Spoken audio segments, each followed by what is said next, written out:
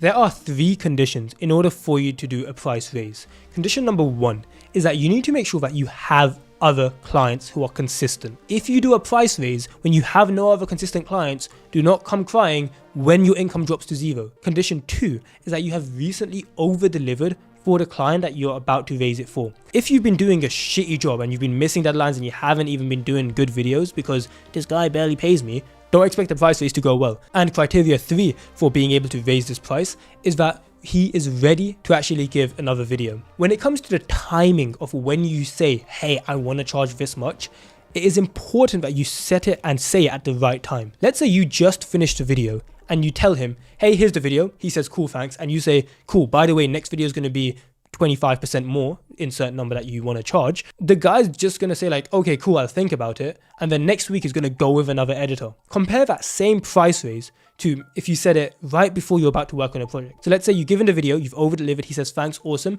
And you ask, when's the next video? He says in 3 days. 3 days later, he comes to you, he gives you the footage and you're like, cool, I appreciate it. By the way, I've really been enjoying working your videos. However, I've actually been super busy recently. I want to keep working with you, but my new prices are going to be this much. Now, because he's literally about to work on a new video, imagine how much more painful it would be for him to switch editors compared to if you just try to raise the price when he's going to give you a video next week. Raise it just before you're about to work on another project because that will give you the highest likelihood chance that he actually says yes. So when all 3 of those conditions are in place, you're going to raise the price for that lowest leverage client. And the thing is, you want to raise it by a good amount. There's something that I call bitch raises, where pretty much you're charging, let's say $200 a video. You want to raise your prices and you raise it to $250 per video. Oh, I just hit my entire setup. But you raise it by like such a pussy amount.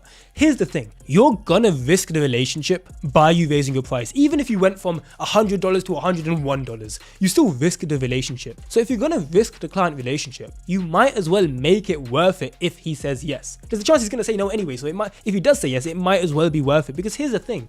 Let's say you're charging $250 a video and you feel underpaid and he's the lowest leverage client. You raising it to $300 per video, you probably still feel underpaid. And here's the thing, you're going to want to raise it again next week. So you might as well raise it by a good chunk. For example, there's this editor that I used to coach around last year. His name's Artem. Now, at the time, Artem was making about 3K a month. I think he was charging 1.3K per video. These videos took a lot of work. And the thing is, he felt underpaid at 1.3K per video. He came to me.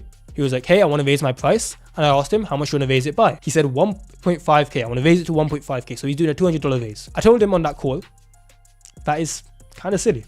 Like, don't raise it from 1.3K to 1.5K because even at 1.5K, you're still going to feel underpaid. So he asked me, what should I raise it to? I said 2,000. And I asked him, like, would 2,000 be a number where you would feel like it's worth it? And he would say, yeah. But he said that I'm scared the guy's going to say no. And I explained this concept to him that even if you went from 1.3K to 1.5K, there's probably about the same chance that the guy's going to say no. So with this price raise, you might as well make it worth it if you're going to do the raise. So Artem went and did the raise and he actually got the client to say yes. This one switch made him more than double the money for the same amount of work. So if you're going to do a price raise, make sure those conditions are met and make sure you raise it by a good chunk, because as long as you followed this AFIR framework where you've acquired, filled past capacity, only identified the lowest leverage client and raised it for them, even if they say no, you win. And one of the core principles of negotiation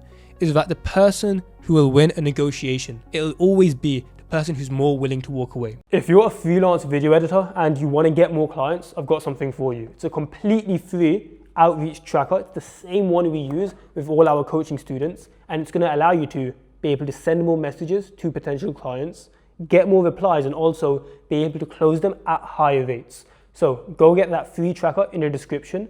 After you signed up for it, I'm going to send it straight to your email. I'm going to give you a bit more information on how I personally help video editors. So if you do want to get more help, you can apply there. But whether you get my further help or not, just go and get the free tracker for now, because at least you're going to be able to run this on your own for a while.